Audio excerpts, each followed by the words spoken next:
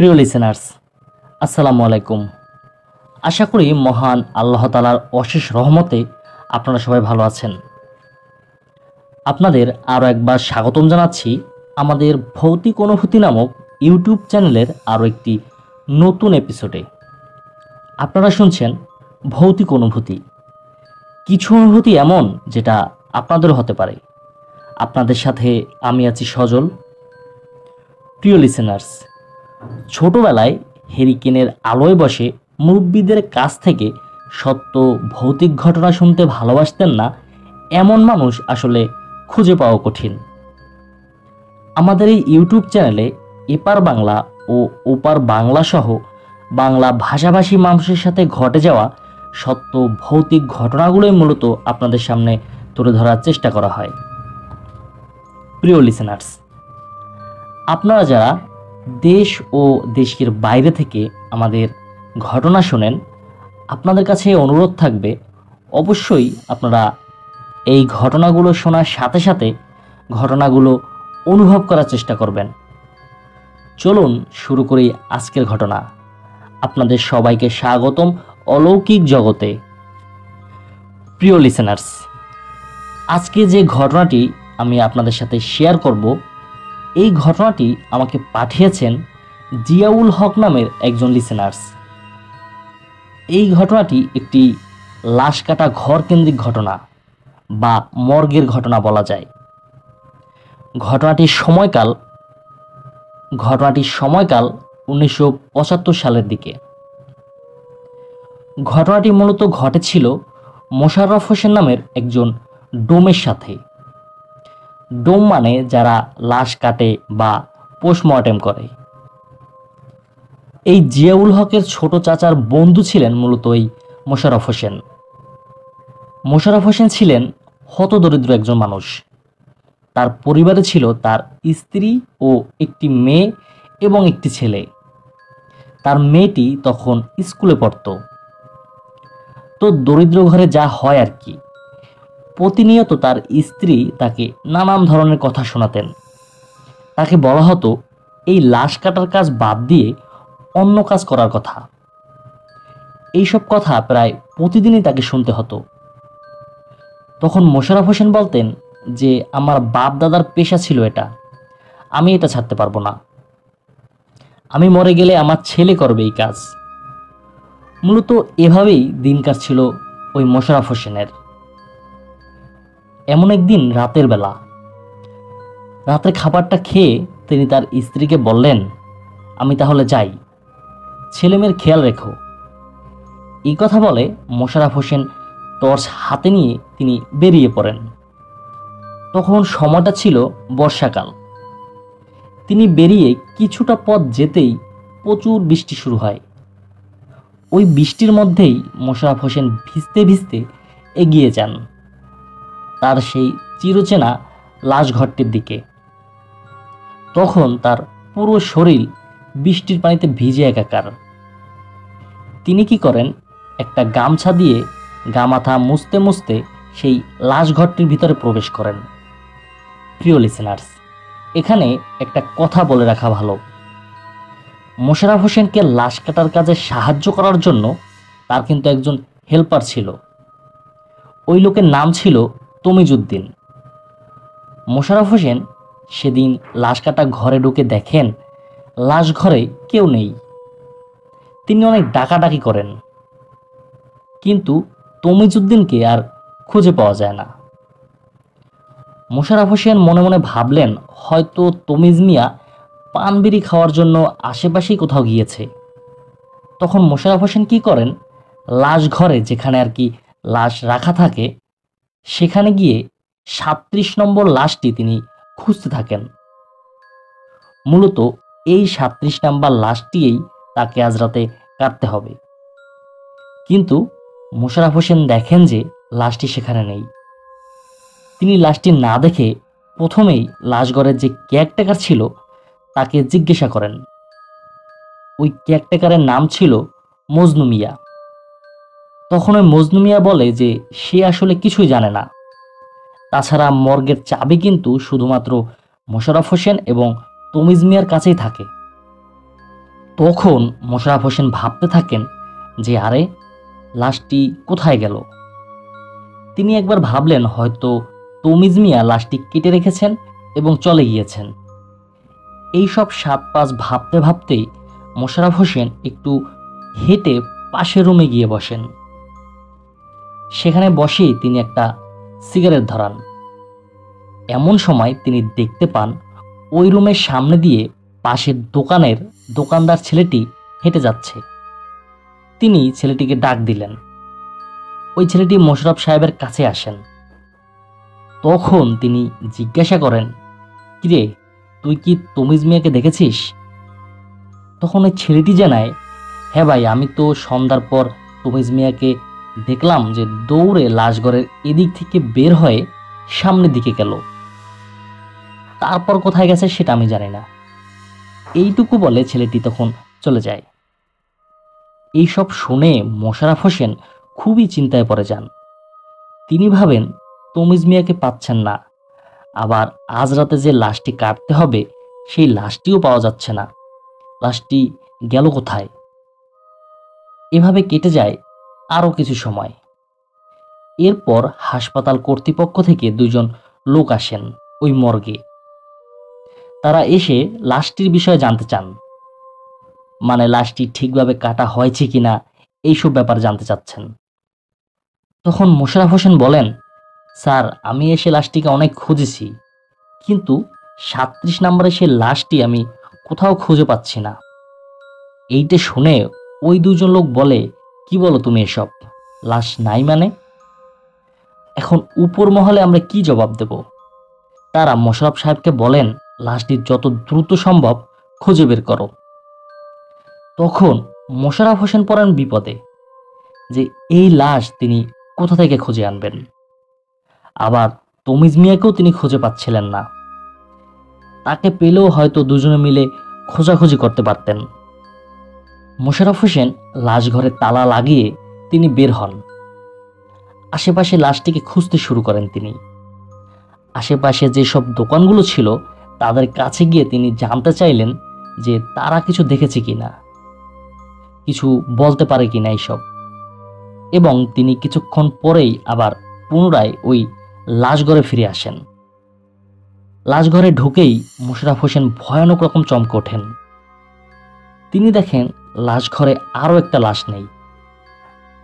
এইবার প্রচণ্ড ভয় পেতে শুরু করেন মোশাররফ হোসেন, কারণ লাশঘরের চাবি তো তার কাছেই। তিনি দরজা বন্ধ করেই কিন্তু বের হয়েছিলেন, এবং এর মধ্যে যদি কেউ দরজা খুলতো তাহলে কিন্তু তিনি দেখতে পেতেন।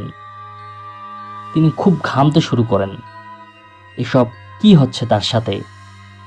একে তো 37 নম্বরের লাশটি খুঁজে পাওয়া যাচ্ছিল না, তার উপর এখন আবার আরও একটি লাশ নেই। মোশাররফ হোসেন চারপাশে ভালোভাবে দেখেন, টেবিলের নিচে চেক করেন, কোথাও দেখতে পেলেন না। তিনি লাশঘরের পাশের ঘরে গিয়ে শুয়ে পড়েন এবং ভাবতে থাকেন যে ঘরে তালা দেয়া থাকার পরেও লাশ কোথায় যাবে। ঠিক তখনই মোশাররফ হোসেন শুনতে পান তার পাশের রুম থেকে যেন কিছু একটা আওয়াজ করছে। মোশাররফ হোসেন এইটা শুনে ধর্মর করে উঠে বসেন। কিসের আওয়াজ হচ্ছে সেটা দেখার জন্য তিনি পাশের ঘরের দিকে পা বাড়ান। মোশাররফ হোসেন রুমে গিয়ে অতি ভয়ানক এক দৃশ্য দেখতে পান। তিনি দেখেন একটা সাদা কাপড় পরিহিত অবয়ব। অবয়বটি একটা লাশের উপর ঝুঁকে পড়ে আছে এবং লাশের শরীর থেকে মাংস ছিঁড়ে ছিঁড়ে খাচ্ছে। তিনি খেয়াল করেন ওই অবয়বটি আসলে মানুষের মতো ছিল না। এই সব দেখে মোশাররফ হোসেন দ্রুত ওখান থেকে সরে যেতে চাইলেন, আর তখনই তাড়াহুড়ায় তার হাত দরজায় লাগে। একটু শব্দ হয়। সেই শব্দের কারণেই ভয়ানক সেই সাদা কাপড়ে মোড়ানো অবয়বটি মোশাররফ হোসেনের দিকে ঘুরে তাকায়। তিনি দেখেন ভয়ানক একটি মুখ। তিনি কোনো কিছুর সাথেই এই মুখটার তুলনা করতে পারছিলেন না, তবে ওটা মানুষের মুখের মতো ছিল না। তিনি অনুভব করেন ভয়ানক সেই অবয়বটি তাকে ধরে ফেলবে। ঠিক তখনই মোশাররফ হোসেনের স্ত্রীর ডাকে তার ঘুম ভাঙে। তিনি দেখেন যে সে তার বাসায় শুয়ে আছে। এতক্ষণ তিনি স্বপ্ন দেখছিলেন। তিনি এইটা ভেবে স্বস্তির নিঃশ্বাস ফেলেন। প্রিয় লিসেনার্স, মোশাররফ হোসেনের স্বপ্নের কথা আমি প্রথমেই কেন বললাম, এই বিষয়টা আপনারা বুঝতে পারবেন যখন ঘটনাটি শেষ পর্যন্ত শুনবেন। মোশাররফ হোসেন তার পুরনো হাত ঘড়িটার দিকে তাকান। সময় দেখে বুঝতে পারেন তার ডিউটির সময় হয়ে গেছে। মোশাররফ হোসেন উঠে তৈরি হয়ে ঘর থেকে বের হয়ে যান। হাঁটতে হাঁটতে তিনি চলে যান তার লাশঘরের সামনে। মোশাররফ হোসেন দূর থেকেই দেখতে পান তমিজ মিয়াকে। লাশঘরের কাছে যে দোকানটি আছে সেই দোকানটিতে বসে তিনি চা খাচ্ছিলেন। তখন মোশাররফ হোসেন ওই তমিজ মিয়ার কাছ থেকে সবকিছু বুঝে নিয়ে লাশঘরের ভেতরে ঢোকেন। তিনি লাশঘরে ঢুকে দেখেন বেশ কয়েকটা লাশ। মোশাররফ হোসেন সেই লাশটি খুঁজে বের করেন। সেই 37 নম্বর লাশ, যেই লাশটি আজ রাতে তার কাটতে হবে। তিনি দেখেন ওই লাশটিও অন্যান্য লাশের মতোই সাদা কাপড় দিয়েই ঢেকে রাখা হয়েছে। তবে মোশাররফ হোসেনের কাছে মনে হয় ওই লাশটি তুলনামূলক অনেক লম্বা দেখতে এবং কিছুটা অদ্ভুত ধরনের। তিনি তখন মনে মনে ভাবেন যে এত লম্বা কোনো মানুষ হয় নাকি। তিনি কি করেন, সাদা কাপড়টি উঠান এবং দেখতে পান এই লাশটি একটা পুরুষের লাশ। লাশের চোখ দুটো ভয়ানক রকমভাবে যেন তার দিকেই তাকিয়ে আছে। মোশাররফ হোসেন তার হাতের আঙুল দিয়ে লাশের চোখ দুটি বন্ধ করে দেন এবং খানিক বাদেই সে তার পাশের রুমে চলে আসেন। তারপর সবকিছু গুছিয়ে নিয়ে সে লাশ কাটা ঘরে আবারও ঢোকেন। হাসপাতাল কর্তৃপক্ষের কাছে তিনি শুনেছিলেন এই লাশটির নাকি অপমৃত্যু হয়েছিল। লোকটা নাকি গলায় ফাঁস দিয়ে আত্মহত্যা করেছিল। এই লাশটাই আজ রাতে তার কাটতে হবে। তিনি লাশের কাছে যান। সাদা কাপড়টি তুলে লাশটিকে দেখতে থাকেন। তিনি দেখেন লাশের চোখ দুটো আবারও খুলে আছে, কিন্তু তিনি কিছুক্ষণ আগেই কিন্তু তার হাতের আঙুল দিয়ে লাশটির চোখ দুটি বন্ধ করে দিয়েছিলেন। মোশাররফ হোসেন লাশটি কাটার জন্য প্রস্তুত হন। তিনি সবকিছু নিয়ে রেডি।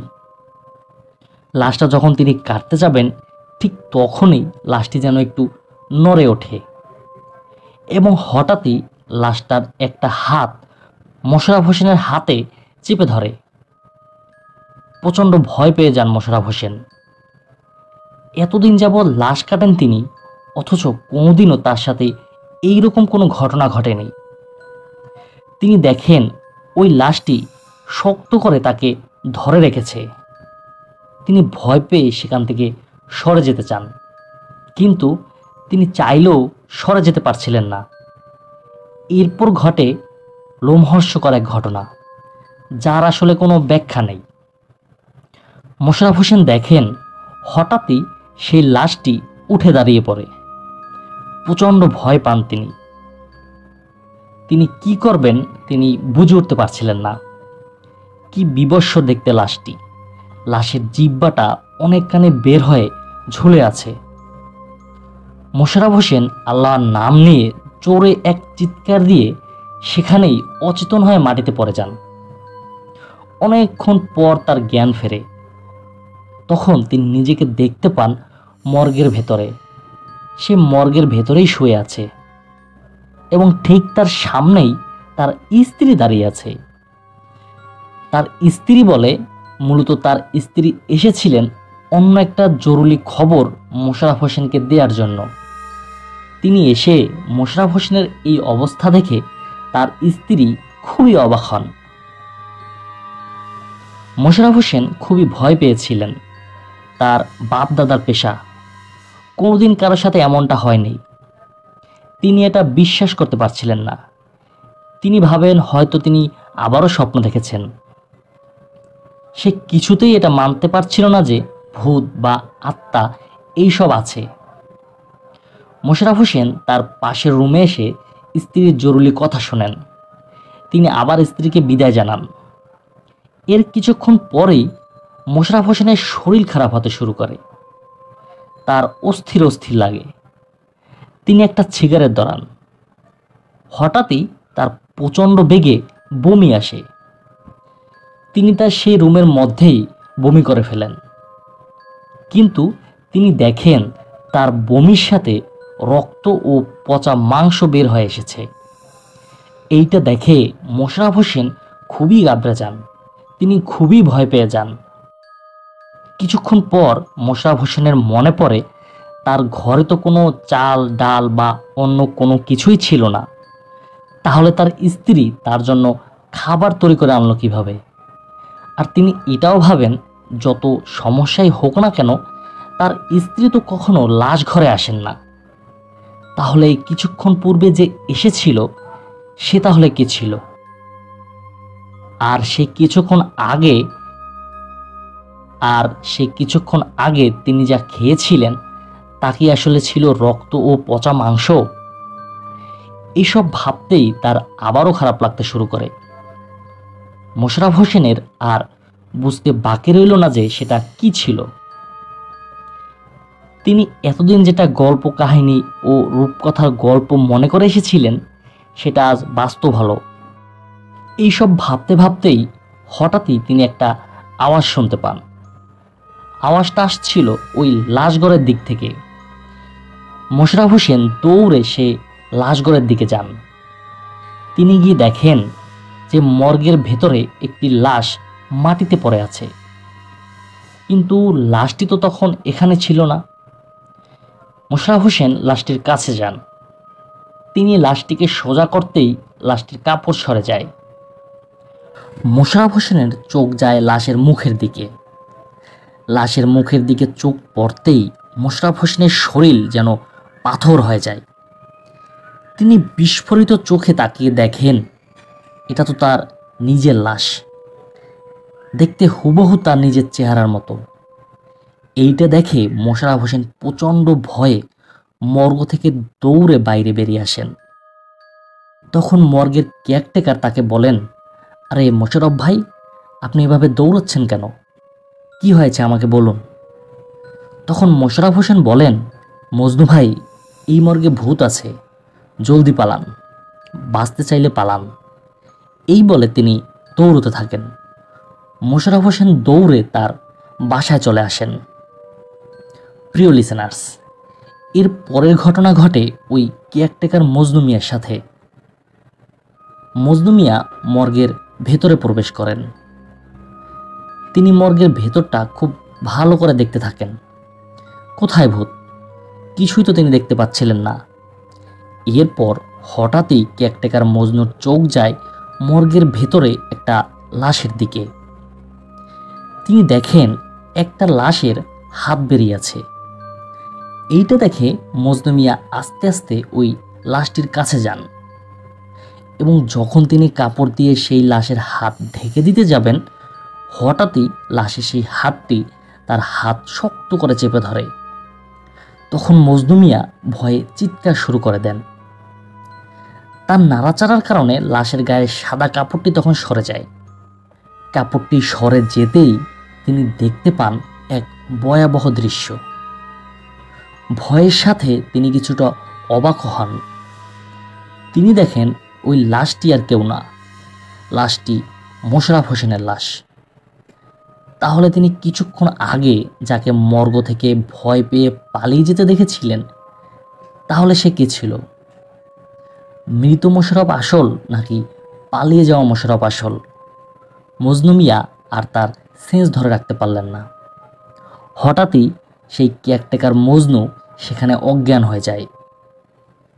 এর পরদিন সকালে যখন তমিজ মিয়া মর্গে আসেন, তিনি গিয়ে দেখেন এক অবাক করা বিষয়। তিনি দেখেন মর্গের ভেতরে একটাও লাশ নেই। পুরো রুমে শুধু রক্ত আর রক্ত। মজনু মিয়া অবাক হওয়ার পাশাপাশি প্রচণ্ড ভয়ও পেয়ে যান। তিনি তাড়াতাড়ি করে মোশাররফ হোসেনকে খবর পাঠান। মোশাররফ হোসেন খবর পেয়ে খুব দ্রুত মর্গের দিকে চলে আসেন। তিনিও তমিজ মিয়ার মতো মর্গের সেই দৃশ্য দেখে প্রচণ্ড ভয় পেয়ে যান। মর্গের ভেতরে একটাও লাশ নেই। কোথায় গেল লাশগুলো? আর এদিকে কেয়ারটেকারকেও খুঁজে পাওয়া যাচ্ছিল না। কেয়ারটেকার মজনুকে খুঁজে পাওয়া যায় দুপুরের দিকে, পাশের ধান খেতে অচেতন অবস্থায়। মজনু মিয়া বেঁচে ছিলেন মাত্র 5 দিন।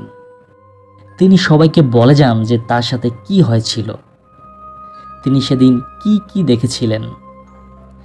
এরপর এই সব ঘটনার পর কর্তৃপক্ষ এই মর্গটি সিল করে দেন। তবে এখনও নাকি মাঝে মধ্যেই মর্গের আশেপাশে একটা করুণ কান্নার আওয়াজ শোনা যায়। সেদিনে সেই লাশগুলো কোথায় গিয়েছিল তার কোনো হদিশ কোনোদিনও পাওয়া যায়নি। আর মোশাররফ হোসেনের স্ত্রী কিন্তু সেদিন রাতে তার স্বামীর জন্য খাবার নিয়ে মর্গে যাননি। মোশাররফ হোসেন এবং ওই কেয়ারটেকার মজনু কেনই বা লাশের জায়গায় মোশাররফ হোসেনের চেহারা দেখেছিল, এবং কেনই বা মোশাররফ হোসেন সেদিন লাশ কাটতে যাওয়ার আগে অদ্ভুত এক স্বপ্ন দেখেছিল। এই সব ঘটনার কোনো ব্যাখ্যা পাওয়া যায়নি।